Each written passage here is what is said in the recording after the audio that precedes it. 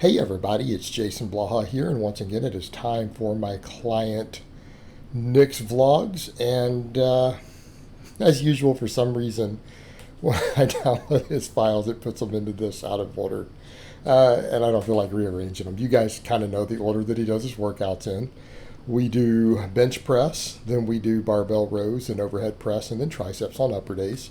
Lower days we do squats, deadlifts, then goblet squats and reverse hypers. So we have four exercises each workout on a 4-day upper lower split, and of course he runs in between.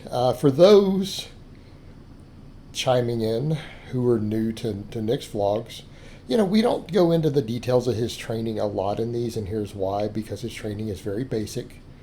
It is slow linear progression on a 4-day upper lower. He's in his 40s. He is a marathon runner who used running to lose close to 200 pounds of body weight at this point. And if you guys notice through the course of these vlogs over a few months, he has gotten thinner, he's gotten leaner, he's lost body weight while getting stronger. And again, this is someone who, as far as I'm concerned, I coach him just like a serious athlete as far as our training goes. He is an athlete, he competes, he's a marathon runner. That's kind of part of the thing. Some people have looked at this, and I've had one person say, well, isn't he like Gen Pop? I'm like, no, he is not Gen Pop. This is someone who's gone through extreme weight loss, something that very, very few people out there could even imagine doing. That's extreme already. Keeping in mind, this is a man who's lost close to 200 pounds of body weight. Did it in his early 40s. All right, that's crazy. And he runs marathons, so he is a competitive athlete, right? He is an athlete. And here's the thing with Nick: we keep it simple. There's no complexity to his training because it doesn't have to be. He's still losing weight, and he's still in a deficit, and has been the entire time I've had him, and has been for a long time before that. But he's making progress. Simple linear programming, and he's a process-oriented guy. He's not an outcome-oriented guy. A lot of people out here, I try to tell this to people, and I try to tell this to some of my younger, newer clients, and if a client cannot get process-oriented, there's no point in even bothering. It's a waste of time training them. They will never achieve anything in life. People who are obsessed over their outcomes instead of the process will never achieve anything in life. Just the way it is. And every expert and coach and person who's wealthy and successful, or top athletes, top coaches, all tell you this same thing. It's universal. Nick is a very process-oriented person. All right, he had goals that he said, okay, this is what I need to achieve, and this is going to take me years and years to get there. And this is going to be a lifestyle. And that's the point we come to. That's how you achieve things like this man has achieved, by saying, look, this is a lifestyle.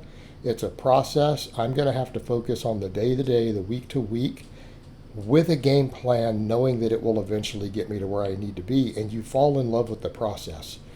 And in his case, that process is managing what he eats, learning to love running because he took up marathon running. And now part of that process is strength training. He comes in and he does the workouts. Right? We don't care about motivation. People say, oh, his workouts they're pretty straightforward. They're almost boring.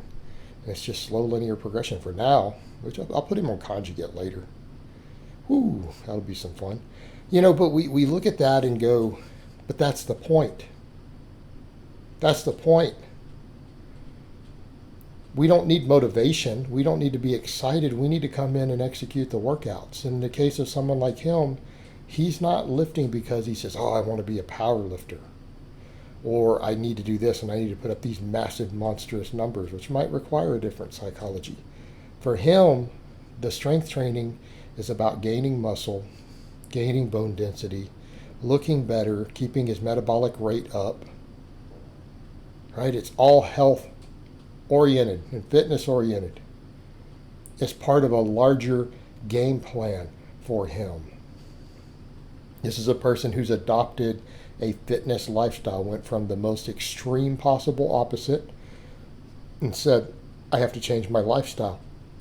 and he's process oriented. He's also a successful person, obviously outside of the gym.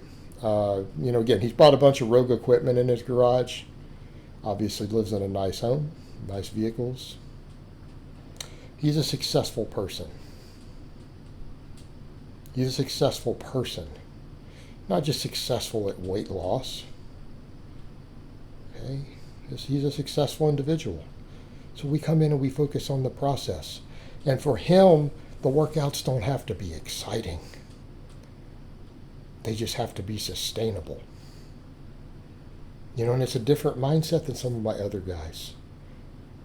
It could be a different mindset for some of my power lifters. That's okay. And this is what I would suggest for a lot of you out there. A lot of the people out there in other situations where this is just part of being healthier and fitter and part of a lifestyle. And it's just part of what they do for their overall fitness. The lifting itself isn't the be-all and end-all. Adopting this mindset of saying, you know what, I can come in and just follow a basic program until it runs out, and then my coach changes it for something else. And we've made minor adjustments as we go. We've changed exercises a little. We've adjusted rep ranges. All right? But these movements all work for him. This stuff works for him. And he hasn't plateaued.